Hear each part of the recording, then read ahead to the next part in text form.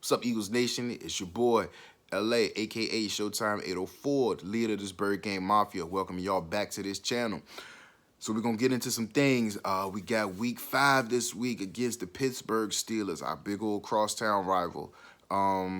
It's not gonna be a clean game. It's not gonna be a high-scoring game. This is gonna be one of those gritty, grimy dogfights that we know how to win. I believe it was back in the earlier 2000s, the last time we played them. I think that score was like 15-6. It's gonna be one of those type of games where the offenses, I expect a lot of turnovers. Hopefully we don't have Wentz throwing a lot of picks. That's here nor there because we need to get that interception number down. We'll just keep it stagnant. Get at Ben Roethlisberger. That's going to be the number one key for this game plan. Ben is not getting any younger. He's getting older. He's getting slower. Yeah, he's still a force to take down. But I think with the guys we have up front, they can bring him down.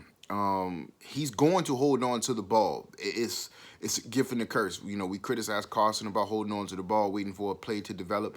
And Ben Roethlisberger is no different. So we have to employ that same tactics that team try to use against us to make our quarterback hold on to the ball, so that way, you know, you get a chance for your pass rushers to actually get home. Make sure those guys can cover further downfield. Their running attack doesn't scare me as much as other teams do. Yeah, I know James Conner can grind you down and put some yards on the field. Same thing with Benny Snell. He's going to be that change of pace back, but it's not a fearful running game that I have to worry about them just gassing us and grinding us down, where we just have no fight left to put up with that. Now their front is very formidable, but I'm liking what I'm seeing out of the offensive line as of lately. It looks like once we got rid of some of those bad apples, we kind of started turning over. And bad apples being Jason Peters. Like, I love what he's done for us as an Eagle, as a former All-Pro, future Hall of Famer, but it is time for him to ride off into the sunset. We got to remember him from the good days and not the performance that he's been putting on the field as of late. So him going to IR is a blessing in disguise. But I do wish that the team takes more precautionary steps with the roster moving forward. You see guys are being challenged this year as far as fighting off injuries. The offseason was a complete disaster. Guys weren't able to visit the medical facilities and get the proper training and rehab that they needed due to the pandemic that we've all been facing. So you're going to see guys drop at a faster rate. And we are not being proactive when it comes to these type of injuries. So now you're down essentially to our third left tackle for the year. And we have not brought in a suitable replacement. Nothing. Cordy Glenn is still out waiting for a phone call. And we're losing tackles on a weekly basis, but we're signing interior linemen. Where's the sense in that? You lose a tackle, you replace a tackle. We're not doing that. We are always behind the 8 ball. So God forbid if something happens during the game where we lose a tackle, we're scratching our heads and fumbling around trying to move this piece to that piece. So we would have to take Matt Pryor out of right guard and move him over to left tackle. It's just too much. Continuity is the most important thing when you're talking about your offensive lines. You need those same 5 guys, that same combination as much as possible. You can't keep moving this guy out to switch this person over here. Then you take, because you're not replacing one spot at that point. Sure, one tackle may go down, but you're flip-flopping positions around the line, and essentially you've had a 3-man swing. We just have to get better on that.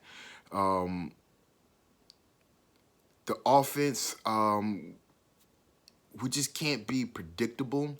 I know we saw some success in the last game with a deep pass. And it's been so long since we saw a pass completed at that magnitude that we can't fall in love with this. This Pittsburgh defense is legit. They're not going to allow us to just throw down the field. Um, we are getting Quez Watkins back from what I saw. Now, mind you, this is going to be his first game experience. So, Doug, give him small plays, jet sweeps, something, a wide receiver screen, something like that. But don't try to force too much on his plate. This is going to be his first game. He is going to go through the rookie bumps and bruises like any other first-year player. They're going to take Zach Ertz away, so this is where Doug has to get creative in finding ways to get others implemented in the offense. Eliminate this Corey Clement being your 4-minute back. No, he's that's not what he is. Miles Sanders is your guy. You need to run with that, and we just need some more upgrades on that running back room as well. Pretty much looks like teams have figured out how we use Boston Scott. So it's time to change some things up. Bring in some new faces. There are probably some guys on the street that could, give us 5 to 10 plays a game. Nothing spectacular. We don't need anybody to come in and rush for 150 yards, especially when you've given Miles Sanders the key to the car. What else do we got? With their defense. So this is going to be T.J. Watt, Devin Bush. Those guys are legit. Now, we do have a key piece of their defense in Javon Hargrave. So I'm interested to see how we're going to employ his services this week in the game plan. But we need to keep mixing up that pressure. The sack numbers in the last couple of games have been phenomenal. I'm liking what I'm seeing from that. Jim Schwartz is finally mixing it up. Now, Ben may take off and scramble for an occasion, so we kind of need to have that balance of man-to-zone coverage. Now, if we can keep Slay in man-to-man and everybody else works some zone out, hey, that's fine. More power to it. But we can't have Juju taking over this game because it's something that he can do. Eric Ebron, and I believe Vance McDonald, those are going to be the tight ends that we're facing. We need to, one, not have Nathan Gary play at all this week, so that way we can limit the production of tight ends, because what we've seen the last couple of weeks has not been pretty. Tight ends are killing us because of our inadequate play at the linebacker position. We have some young pieces in place, and we should be giving those guys a chance to play. Now, I did like the moving Mills back to corner. It's something that he seems he's more familiar, more comfortable, as opposed to playing that safety position, because the first mistake that they made was wanting him to play the Malcolm Jenkins role, and it's Jalen Mills. He needs to play Jalen Mills' role, not something somebody else does. Everybody is not cut the same way. Rodney McLeod, he's been here for going on. This is his 5th year with our team, so he can handle that leader role back there, get everybody where they need to be. Just let these guys play their own game. We don't need to mimic anybody else's style. It's just not what it is. I'm not gonna say Malcolm Jenkins was a great player for the Philadelphia Eagles, but he's not Brian Dawkins, so we don't need anyone to fill anybody else's shoes. Fill your own shoes. That's what they're there for. But we just got to go out. This is going to be a physical game. Like I said, with the weather, it's looking like it's going to be wet and rainy. So if we can run the ball, we just need to run the ball. Be smart with our runs and have a balanced attack this week. Last week we had 28 carries, 28 passing attempts, something like that. We need to keep that run-pass ratio as close as possible. We don't need Carson throwing the ball 40, 50 times this week. This is not the defense to do that against. But, it was good to get that week 4 win. Put us in first place in the division. I know that's not saying much, especially this early in the year. But we just need to follow the fundamentals of what got us to that win.